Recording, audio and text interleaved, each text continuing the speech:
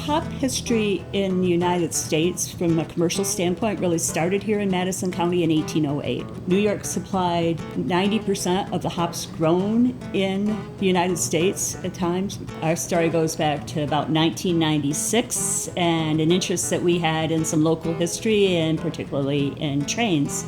And a gentleman nearby where we lived at the time had bought the Munsell Railroad Station and had restored it. And we went up there and he said, I've written a book about railroading in the Stockbridge Valley.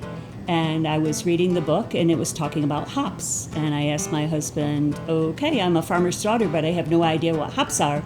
And he says, it has something to do with beer, but I don't know. If this was such a big part of the Madison County and Central New York history, why don't people grow hops now? The gentleman that helped us plant our hop yard, his family was one of the last hop growers in Central New York. We kept growing hops along, but their breweries grew faster than our hop yards could grow. We were now in our 60s and said, this seems like a retirement for us now, is to have our own little brewery as opposed to trying to grow hops and feed the farm brewery movement. Our beers are, most of them, 100% New York ingredients. We use 100% New York grains. Almost every beer here is our hops in it. Most of them are 100% our hops. Our first beer is Kung Fu. Kung Fu is a honey blonde ale. It has a gallon of honey in every barrel of beer, and the honey is produced up the road in West Eaton.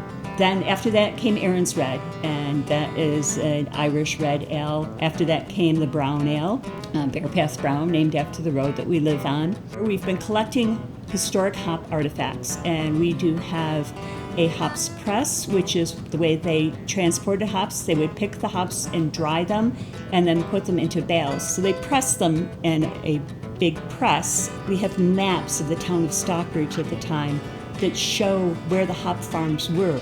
We get one hop crop a year. They get strung up in late April, early May. They reach the top of the trellis wire, hopefully around the 4th of July, if the weather is cooperative. In late August is when the flowers mature and we pick the crop. One of the things that we have to offer is that glimpse into the historic aspects of hops and what it meant for this area. We have the artifacts, we have the story, and if somebody comes in here, I can tell you a full story. And I can guide you then from here to other places in the county where you can see more of that. So there's always something fresh. Our joke around here is we're not the first, we weren't the last. We're not the biggest, we're not the smallest, but I think we might be the most interesting.